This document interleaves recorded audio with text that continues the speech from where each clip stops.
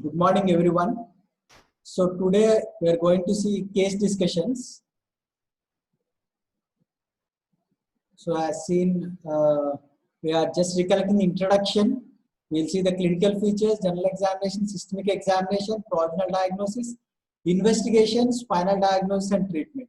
So in any case, uh, we have to see the information given in the case, whether it is about the clinical features or general examination or systemic examination or investigations, and we have to come to the diagnosis.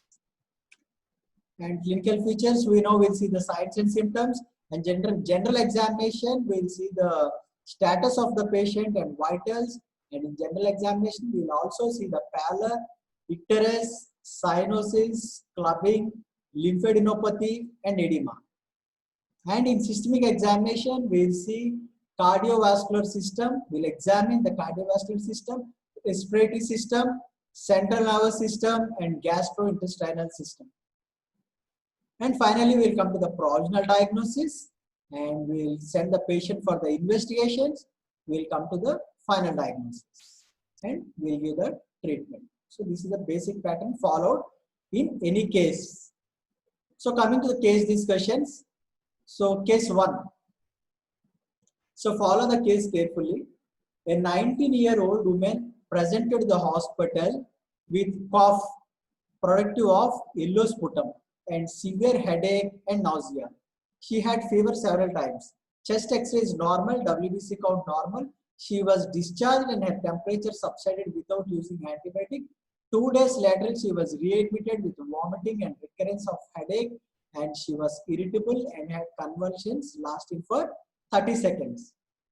So here, many things are given. You have to sort out the important things. So first one is cough. Coming to the clinical features, the cough is productive of yellow sputum, and also there is severe headache and nausea, and she had fever several times. So cough is generally a symptom of respiratory system, and headache and nausea are generally seen in the CNS disorder. Okay, and fever is there means there may be some infection. If there is any infection or inflammation due to infection, then we will see fever. So here there is cough is there, which is related to respiratory system, and severe headache and nausea are there, which are related to the central nervous system, CNS. And fever is there, which indicates there is some infection. Okay? And next, the important thing is chest X-ray is normal. So when chest X-ray is normal, there is no abnormality in the respiratory system. So it can be a disorder of CNS. And the another important thing is here, she was irritable and had convulsions lasting for 30 seconds. So this will support our diagnosis, our approach to the diagnosis as disorder of central nervous system. Okay. So here these are the clinical presentations, and in the general examination, we had seen that the patient is irritable and had convulsions. And in general examination, coming to vitals, the heart rate is 86 beats per minute, BP is 130 by 70 mm of Hg, which are normal. And coming to the systemic examination, the cardiovascular system is normal, respiratory system is normal, and abdominal examination, it is also normal. So mostly the disorder is a CNS disorder. So that's why the patient was sent to the CSF examination, the cerebrospinal fluid examination. So here the pressure is a little bit less, and CSF glucose is 40 mg per deciliter, and CSF protein is 930 milligram per deciliter.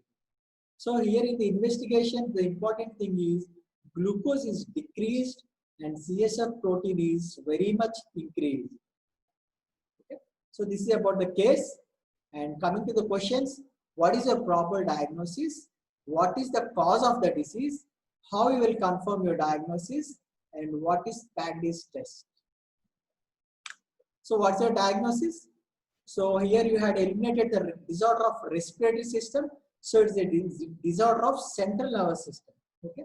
And there is irritability and convulsions in the patient, and all the systems remaining things are normal. And coming to investigations, there is decreased glucose in CSF, and increased proteins in the CSF. So this is seen in which condition? In pyogenic meningitis. So meningitis means inflammation of the meninges of the brain. We know the brain is covered by meninges, different layers, dura mater, arachnoid matter, and pia mater. If there is any inflammation to the coverings, then to the meninges, then that is known as meningitis. So pyogenic meningitis means bacterial meningitis. If the meningitis is due to bacteria, that is known as pyogenic meningitis.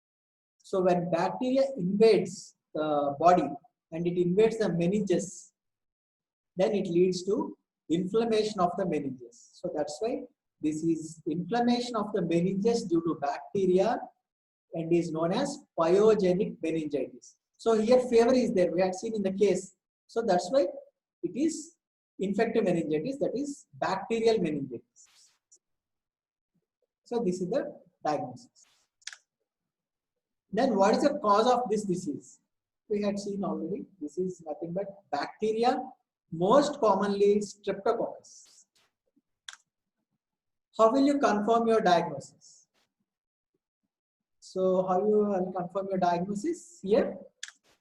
So it is increased protein levels and decreased glucose levels. So we had seen in this case, the increased protein levels are 930 milligrams per deciliter, which are very much increased, and decreased glucose levels, which is 40 milligrams per deciliter. So increased protein levels are estimated by sulfosalicylic acid test. Okay? It is also known as turbidity method, because we'll see the we'll assess the increase in protein by turbidity, and decrease in glucose levels can be estimated by O-tolerant method or Godpod method. Okay, increased and decreased protein and glucose in CSF. That is the main thing here, not in the blood, in CSF. Then why there is increased protein levels in pyogenic meningitis?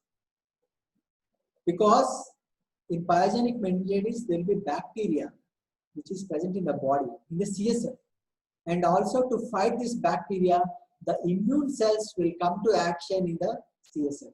So all these bacteria and immune cells contain high proteins. So that's why there will be increased protein levels in the CSF in pyogenic meningitis. Okay. So the reason is increased bacterial cells and immune cells both having high protein content. And why there is decreased glucose levels? It is also simple, because of the bacteria and immune cells depend on the glucose present in the CSF for their survival. Okay, to get energy to the cells. So utilization of glucose by the bacterial cells and immune cells fighting the bacteria, which leads to decreased glucose in the CSF. So that's why we come to diagnosis by investigations by seeing the increased protein levels and decreased glucose levels. And what is Pandi's test? So this is a special test. The raised CSF proteins give turbidity with saturated phenol solution, and the CSF sample forms cobweb-like floating membrane after keeping it in the refrigerator. So this is the Pandi's test, in which the proteins give turbidity, that we know. When there is increased amount of protein, it will give turbidity. But the CSF sample gives cobweb-like floating membrane on this turbidity. So when it is kept in the refrigerator. So this observation, if it is positive, then we can confirm it as pyogenic meningitis. And this is known as Pandi's test to see the increased protein levels in the CSF. Okay. So coming to treatment, we know the cause is due to bacteria. So that's why we give the antibiotics for the bacterial infection, and the follow-up is done by the cell count. Because the follow-up can't be repeatedly done by the CSF analysis, because the collection of CSF is painful procedure for the patient. So we can't repeatedly follow up by taking the CSF. So that's why initially we will do the follow-up by the cell count after giving the treatment for pyogenic meningitis. So this finished the first case. The first case is pyogenic meningitis, which we came to know by clinical features like fever and the headache and nausea. And in general examination, we had seen the irritability and convulsions. And the investigations, we had seen the increased protein and decreased glucose in the CSF. So that's why we came to conclusion as pyogenic meningitis. And cause we know it is bacteria, and we had seen the special test, the PANDIS test, in which we will see the cobweb-like appearance for the confirmation of increased proteins in the CSF. That is about the first case, pyogenic meningitis. Coming to the second case, all of you follow the case carefully. So a man aged 56 years came with chest pain, which was radiating along the left shoulder. He had two similar complaints in the past. So on examination, he was pale and sweaty, ECG was abnormal, and troponin I was positive. So here it's given very limited information is given, but clear information is given. So everyone can tell this because in clinical features, we can see there is chest pain, middle-aged man and chest pain, which was radiating along the left shoulder. And in past also, he was having similar complaints. And on general examination, he was pale and sweaty. We know general examination, we will see the pallor. So he was pale and sweaty. And nothing is given about the systemic examination. And coming to the investigations, his ECG was abnormal and the troponin I, the investigation is positive. Okay, this is about the case. And coming to the questions, what is a probable diagnosis? What biochemical test assists that diagnosis? What is a normal total cholesterol level? And what is the advice regarding diet to be given to this patient? So coming to the first question, what is a proper diagnosis? So simply you can tell there is a referred pain is there and ECG was abnormal and troponin I is positive.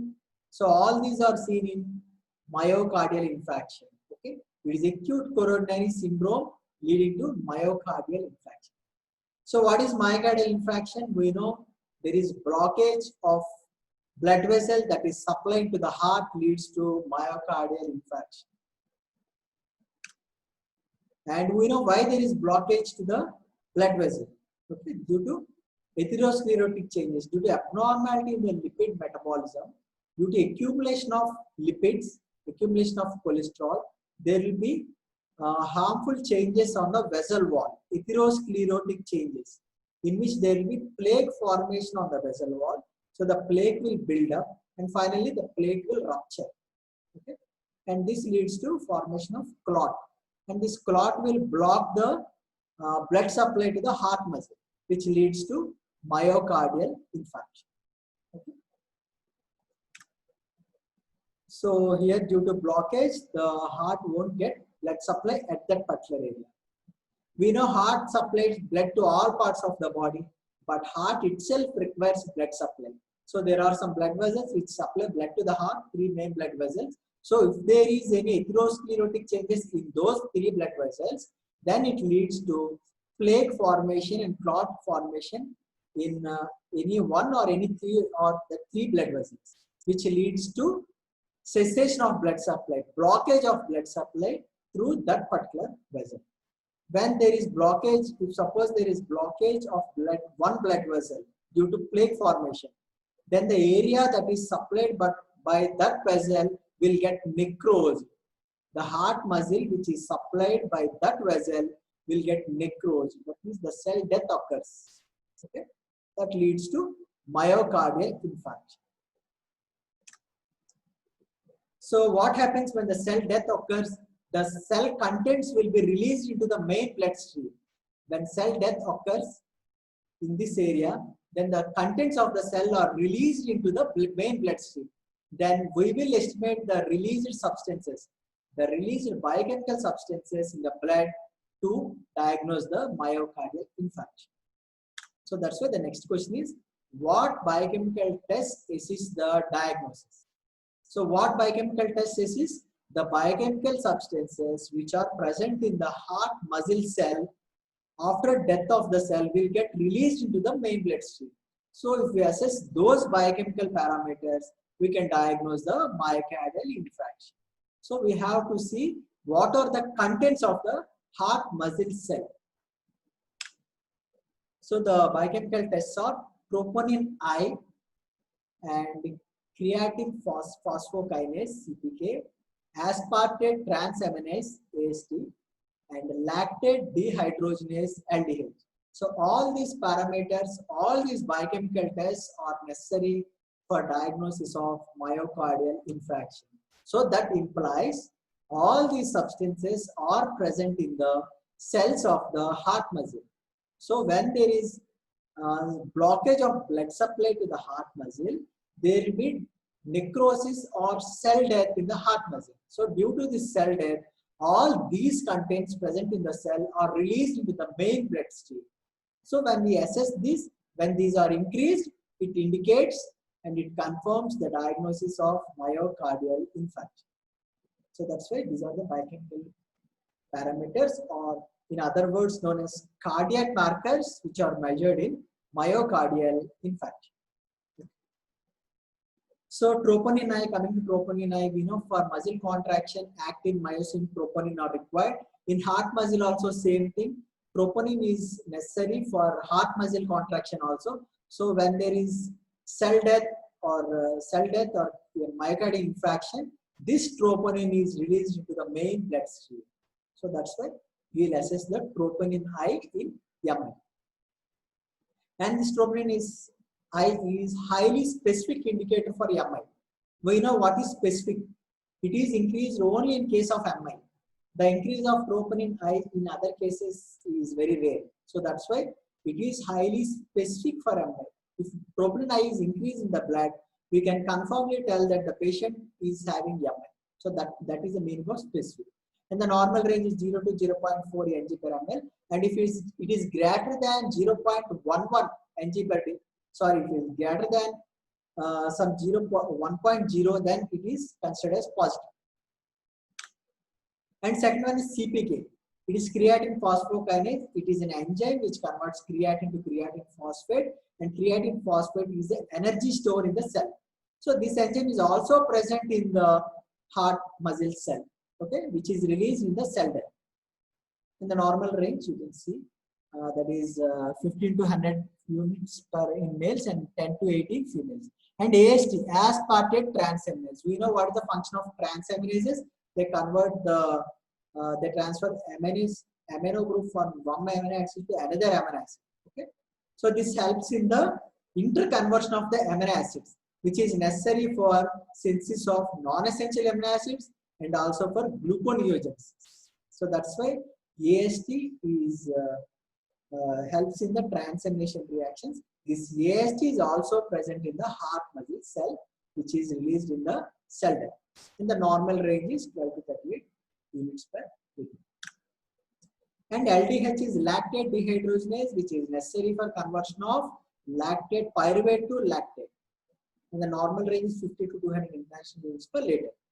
These all are present in the heart muscle cell. When there is blockage to the blood supply, it leads to necrosis or cell death, that is in a myocardial infarction. So due to this cell death, all the contents which are present in the cell are released into the bloodstream. So these are increased in the bloodstream. So when we assess this, if they are increased, it implies there is myocardial infarction. That is necrosis of the myocardium.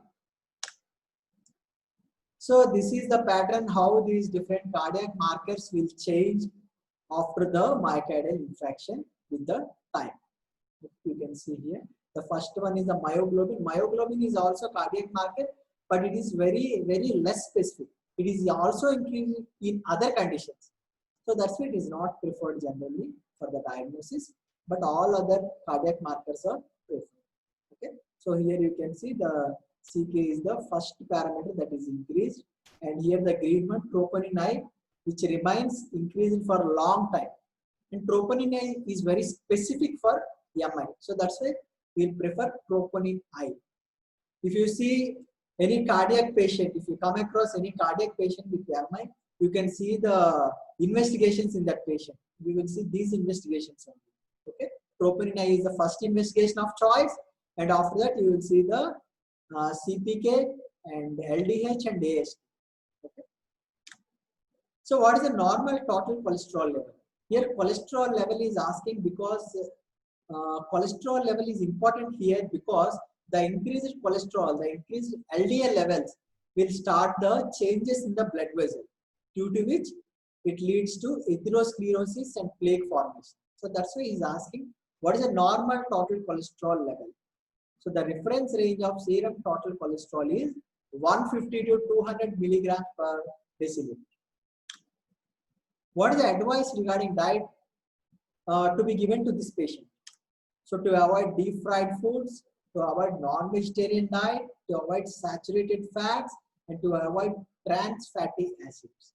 So why to avoid deep fried foods means the deep fried foods contain the advanced glycated end products. So these are very harmful for the MI patient, and moreover deep fries are done in different types of oils, which is also not good for the MI patients. Okay. So advanced glycated end products and use of different harmful oils. And why to avoid non-vegetarian diet? It is simple, because non-vegetarian diet will increase the overall lipids, cholesterol, which leads to atherosclerotic changes in the main vessel and also in other vessels. And to avoid saturated fats. So what are saturated fats? There are saturated and unsaturated fats. Saturated fats means there won't be any unsaturated fat means there will be double bonds. In saturated fats means there won't be any double bonds between the carbon atoms. All the carbon atoms are saturated. There won't be any double bonds. That is known as saturated fats. Okay, there all the carbons are combined with different groups. That's why there are no double bonds. So these are not good for health. They will increase the LDL cholesterol. And what are trans fatty acids? So these are isomers of the normally containing cis fatty acids, and they are formed due to hydrogenation of the fatty acids. So that's why these are also not good for health. They will increase the LDL cholesterol. So this LDL cholesterol and this lipid abnormality will lead to atherosclerotic changes in the vessel wall, which leads to plaque formation and clot formation, and finally to the myocardial infarction. So we will suggest these measures to the patient. So this we had finished the case 2, the myocardial infarction.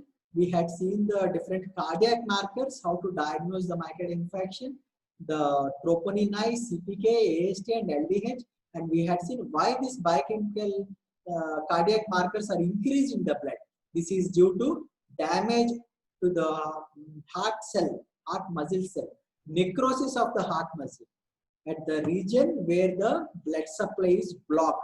Okay? And the blood supply is blocked due to the atherosclerotic changes of plaque formation, which is due to the lipid abnormality, and also due to the other risk factors like age and lifestyle. Okay? And coming to the case 3,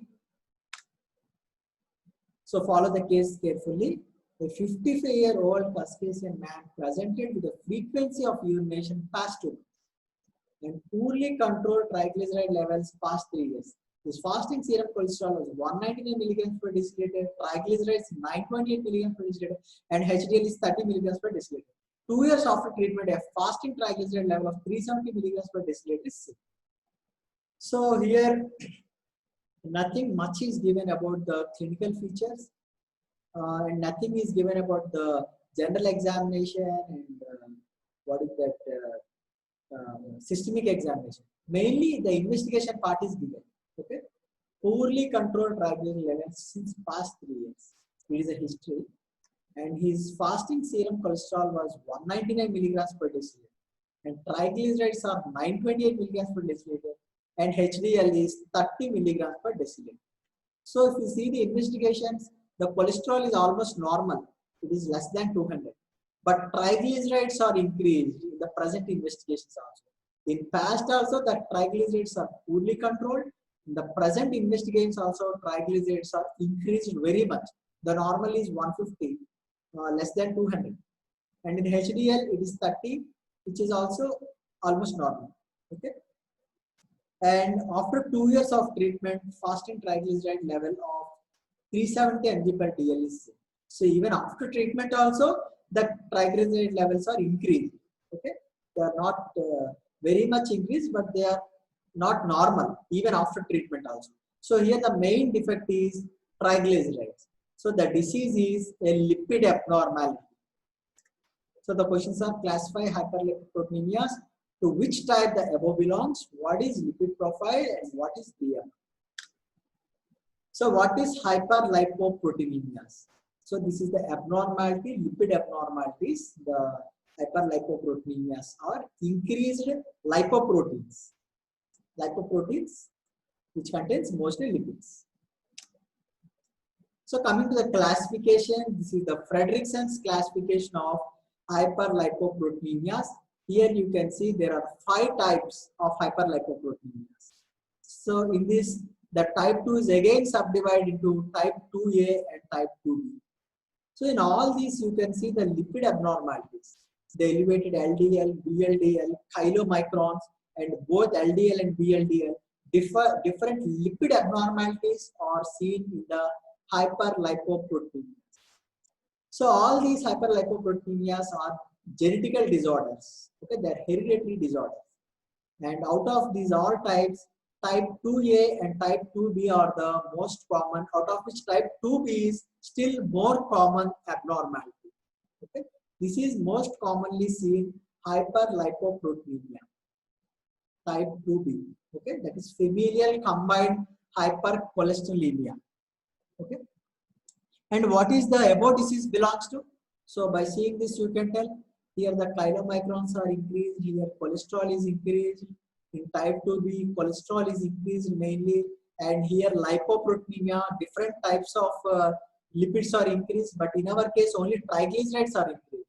And type 4, here you can see familial hypertriglyceridemia. So that is our case, because here there is only increased levels of triglycerides. In our case also we had seen the past history, the present history, and even after treatment also triglycerides are increased.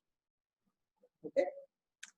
So to which type the above belongs means it is type 4 familial hypertriglyceridemia.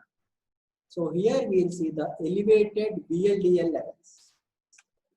So this is from Fredrickson classification. And what is a metabolic defect means? There will be increased production of VLDL and decreased elimination of VLDL. So VLDL is also increased here, apart from triglycerides. Triglycerides and VLDL are interrelated. Okay. Hope everyone is understanding clearly. So what is lipid profile? So we know lipid profile contains total cholesterol, HDL, LDL, VLDL, and triglycerides.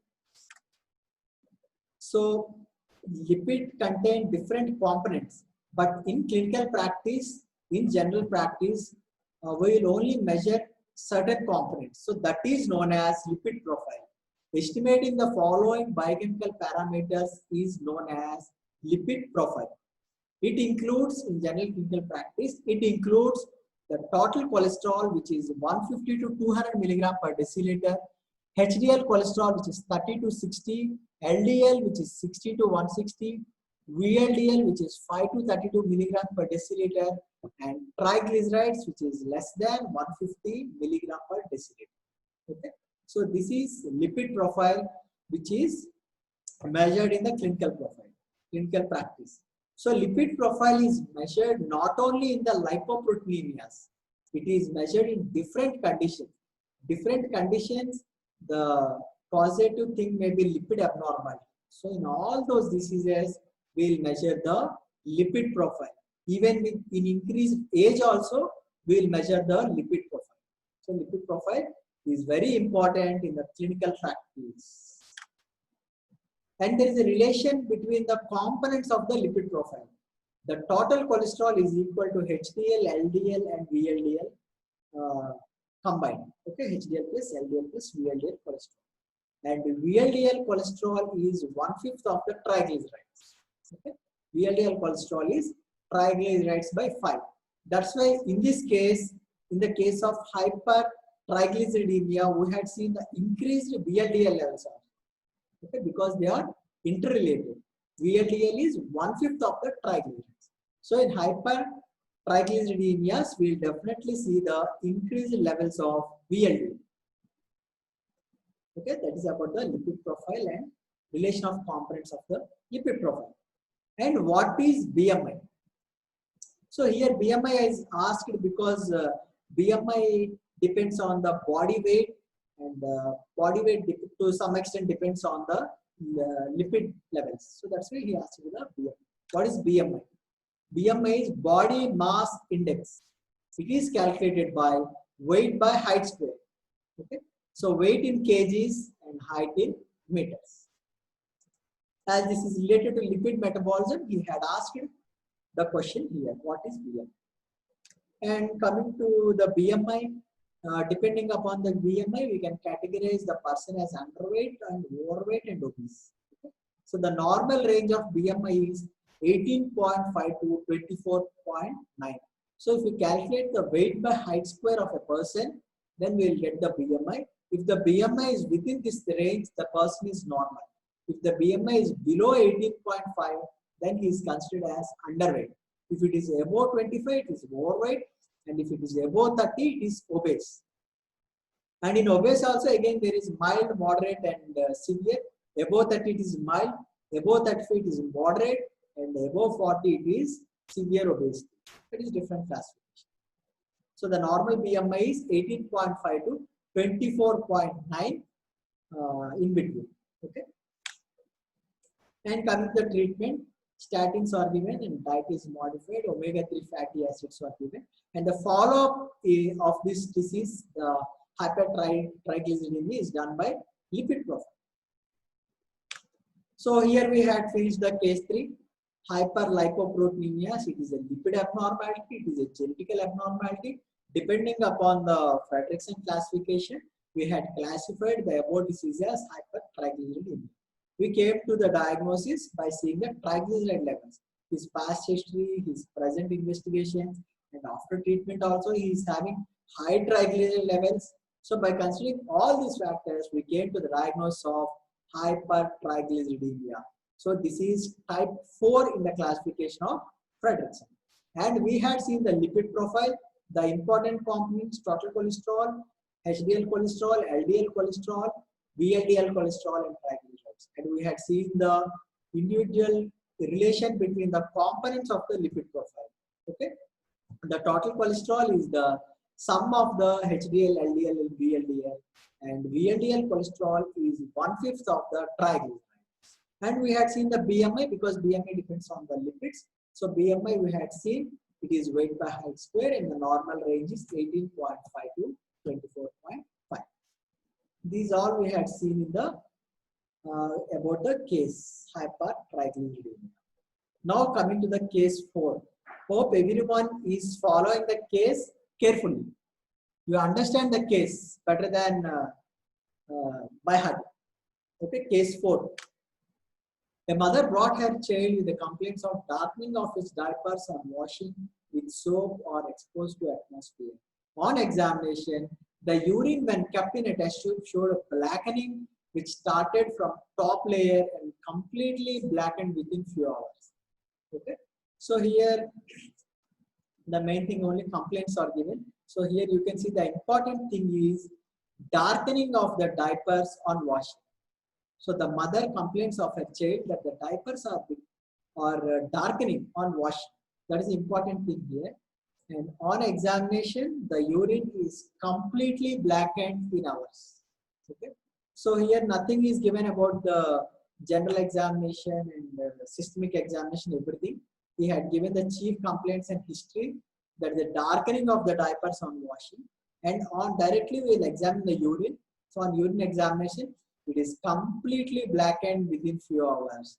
There is a normal urine, if kept in a test tube, it is completely darkened. So that is the thing that is given in the examination. And coming to the other tests, ferric chloride test is done, which is positive. Benedict's test is done, which is positive, and silver nitrate test is also positive. So these 3 tests are done in the urine sample of this patient, that is the child, then all are positive. Okay, ferric acid test we got positive, and Benedict's test also we got the positive, and silver nitrate test we got positive. So coming to the questions, what is your diagnosis? What is the primary defect? What is the biochemical basis for blackening of urine? Explain the term ochronosis and what is the role of ascorbic acid in this patient. So what is your diagnosis? So here only thing that we had seen in blackening of diapers, and that means urine. The urine will be there in the diapers. So blackening of the diapers means it implies urine is getting blackened. So that's why we had examined the urine, and urine also got blackened within some time, the complete urine. And we got the test positive, the ferrichloride test, silver nitrate test, and Bennett test. So what is the diagnosis here? It is alkaptonuria, which is also known as black urine disease. Okay. So when the urine gets black, then we can come to the approach that it's a black urine disease. So for confirmation, we had done the all the tests. Okay, the silver nitrate, ferrichloride, and Bennett test. So alkaptonuria. So in alkaptonuria, what happens is due to metabolic defect, the homogentisate will be increased, which leads to blackening of urine. So all these ferrichloride and silver nitrate and Bennett test will be positive for the homogentisate or HGA. So that's why we can come to the conclusion of alkaptonuria. Okay, one thing is blackening of the urine, and the other thing is the positive tests for HGA homogentisate. So by this we can confirm, we can come to the diagnosis of alkaptonuria, the black urine disease. Okay. So what is the primary defect here? Here we know this is a metabolic defect in the tyrosine metabolism, in which the homogentisate is accumulated. So if you recollect the tyrosine metabolism, the tyrosine will get from the phenylalanine. These are aromatic amino acids, if you remember. So in tyrosine metabolism, in the degradation, you can see the different intermediates, and finally you will get the succinyl acidoacetic acid, and finally you will get the succinate and acetoacetate. So in between there are different intermediates formed in the degradation of tyrosine metabolism. So in that intermediate, homogentisate or homogentisic acid is important. Okay. So this is converted to mallyl acetoacetic acid. So for this an enzyme is required, that is homogentisate oxidase. So this enzyme is defect in the alkaptonuria. So in the normal tyrosine metabolism, which finally gives the succinate and acetoacetate, there is an intermediate homogentisate which is converted to mallyl acetoacetate, which is finally converted to succinate and acetoacetate. But this step, the conversion of homogentisate to mallyl acetoacetate, homogentisate oxidase is required. So the enzyme defect, the genetical enzyme defect is there in this enzyme. So this step can't take place, and mallyl acetoacetate can't be formed, and the final product is not formed. But the homogentisate will be accumulated. It is keep on accumulating.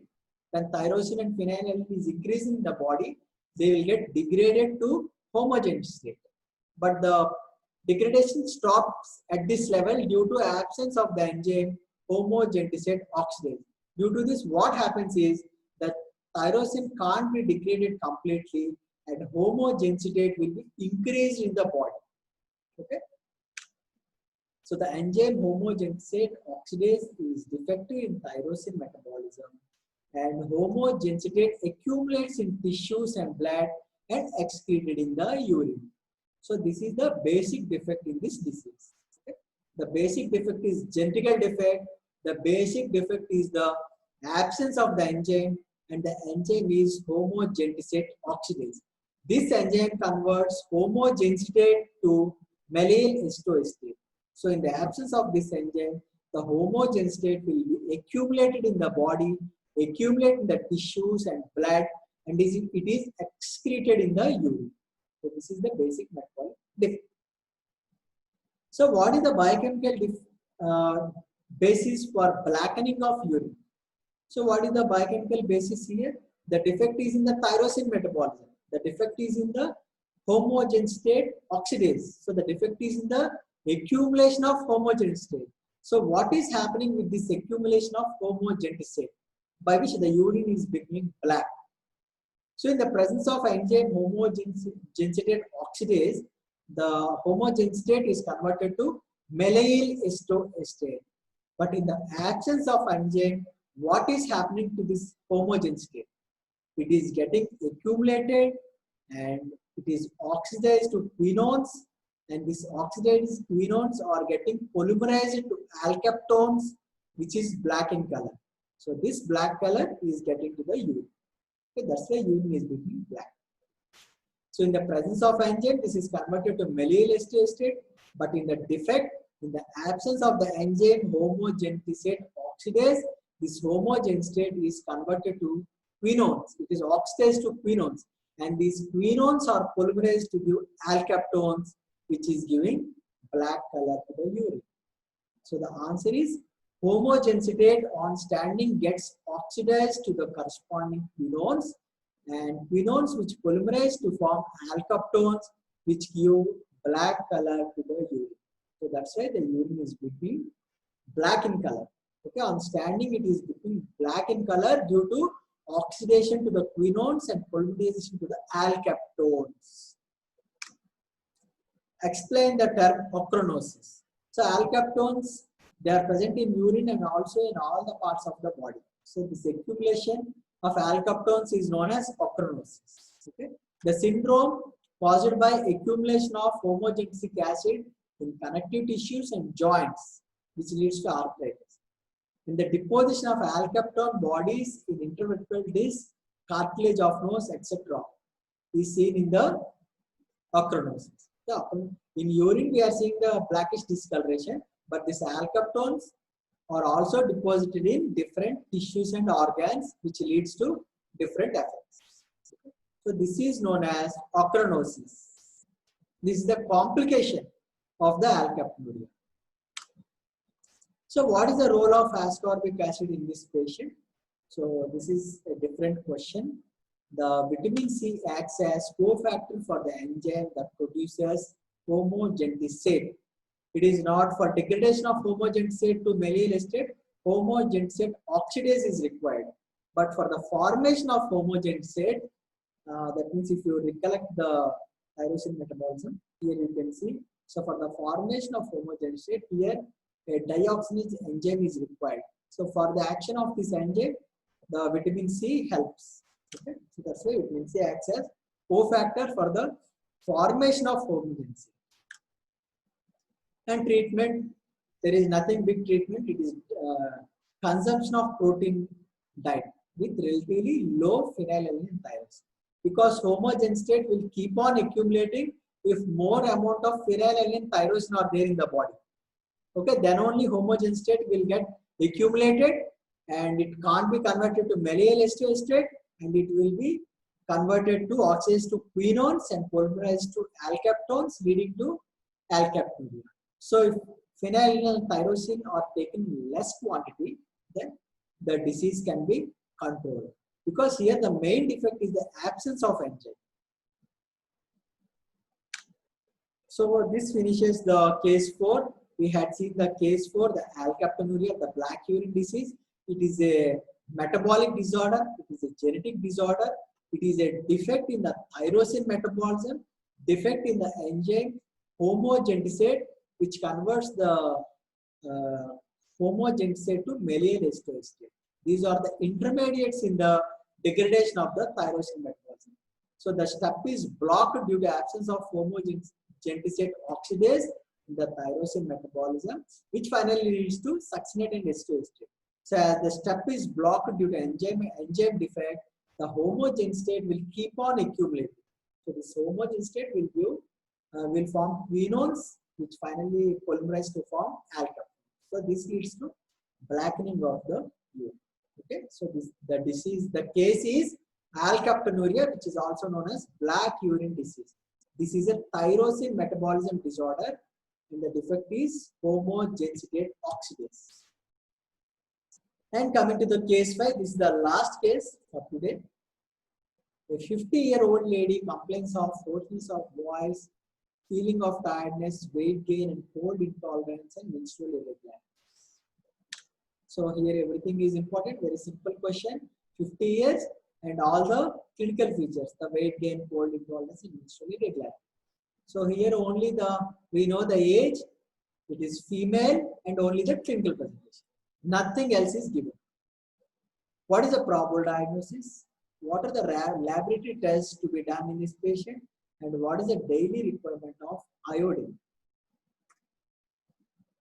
So what is the probable diagnosis? Middle-aged females. So they will be affecting with the thyroid disorder. So all these are seen in thyroid disorders. So this is hypothyroidism, mixed edema due to hypothyroidism. Okay. So here this is the hypothyroid case. This is normal, of course. This is hypothyroid. So we had already seen in the previous sessions the clinical features of hyper and hypothyroidism. So these are the clinical features of hypothyroidism which are seen in this case. Okay. All the weight gain, menstrual irregularities, all these are seen. Weakness in hypothyroidism. So what are the laboratory tests to be done in this patient? So this is nothing but thyroid profile. We know in hyper or hypo, we will see the thyroid profile. We had seen in the previous sessions, we had seen the hyperthyroidism. There also we will estimate the thyroid profile, and in hypothyroidism also we will estimate the thyroid profile. So the thyroid profile includes T3 triiodothyronine and T4 tetraiodothyronine, also known as thyroxine, TSH, thyroid stimulating hormone, FT3, free T3, and FT4 and free T4.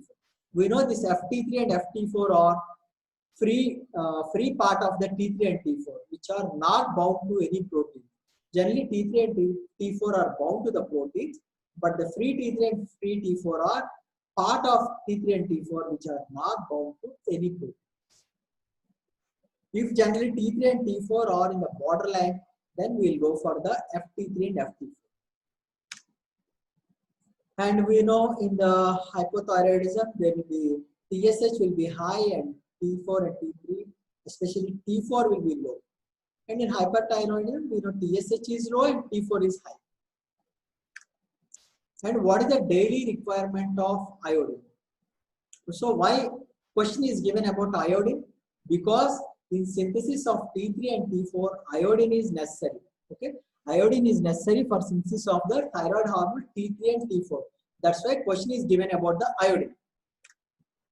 So in adults, it is 100 to 150 micrograms per day, and in pregnant women, the more iodine is required, 200 micrograms per day. Okay. So what is the importance of iodine? It is necessary for synthesis of T3 and T4. So if you see the synthesis, there are 4 steps in the synthesis of thyroid hormones: the uptake of iodide, the oxidation of iodide to iodine, and coupling. Okay, coupling, organification and coupling. Organification is the 3rd step, and coupling is the 4th step. So uptake means we know the iodine that we take is in the form of iodide. So iodide is taken by the blood vessels, from blood vessels to the thyroglobin. Follicles of the thyroid gland contains thyroglobin. So iodine uptake means the uptake of the iodide from blood vessels to the thyroglobin. That is known as uptake. So after uptake, there is oxidation of iodide to iodine. Okay, we know why oxidation is necessary, because for the formation of T3, iodine should be converted to tyrosine. Iodide can't be combined with the tyrosine, only iodine can be converted. Iodide can't be combined with the tyrosine. So this iodide is converted to iodine by oxidation, and this iodine will combine with the tyrosine. Okay. And this all occurs in the presence of enzyme thyroperoxidase. Okay, this conversion and the combination of the iodine and the tyrosine. This is known as organification. So this organification leads to formation of MIT and DAT, monoiodothyronine and diiodothyronine. This MIT and DAT combine to form T3 and T4. Okay, this is known as coupling. So that's why iodine is very important for the formation of T3 and T4.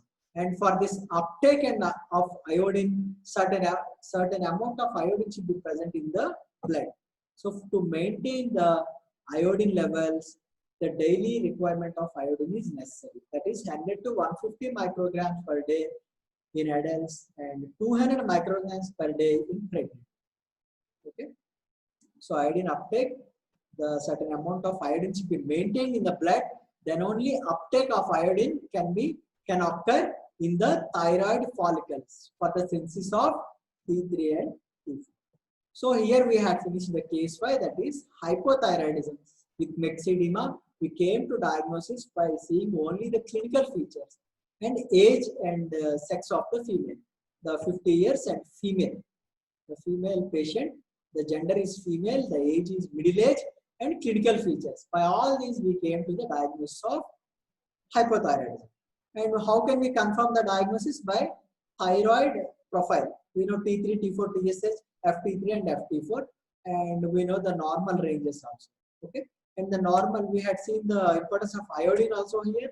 It is used for the synthesis of T3 and T4. And for the uptake of iodine, the first step in the synthesis of thyroid hormones, certain amount of iodine should be maintained in the blood. So for that, we are taking the iodine daily. The daily requirement of iodine is necessary. And coming to treatment, thyroxine, it is nothing but T4 is given in the patient. And after treatment, after 3 to 6 months, we will give the follow-up again by the thyroid profile. That is T3, T4 and TSH. So this finishes our cases today. And these are my references. And these are some helpful websites. If you go through this, you can see different cases, so that you can improve your knowledge in the cases from clinical features to the diagnosis and treatment. Okay. Actually, today we had finished the case study. So case study, the important thing that you have to remember is, depending upon the information given in the case, whether it is about the clinical features or general examination, which includes the general status, vitals, and all the pallor, everything, or systemic examination. In the detailed systemic examination, something can be given about the cardiovascular, respiratory, CNS, and abdominal, the abdominal examination, the GIT system. So all these findings can be given in the systemic examination in our case. And investigations, the investigation results can be given in the case. So whatever the information is given in the case, depending upon that information from clinical features, that is signs and symptoms, to the systemic examination and investigation. So by depending upon investigations, we will approach the diagnosis. And finally, we will come to the final diagnosis. And finally, we will do the treatment depending upon the severity of the disease and extent of the disease, and whether the complications of the disease are started or not. By seeing all these things, we will start the treatment. And after the treatment, after some time, depending upon the disease, we will again give the follow-up by the investigations only. So after investigations, we can know whether the treatment is sufficient or there should be any change in the treatment modalities. So this is how we will deal a case. Okay. So this finishes the cases, and by today we have finished all the cases. So thank you. Hope everyone understood. All of you follow different cases.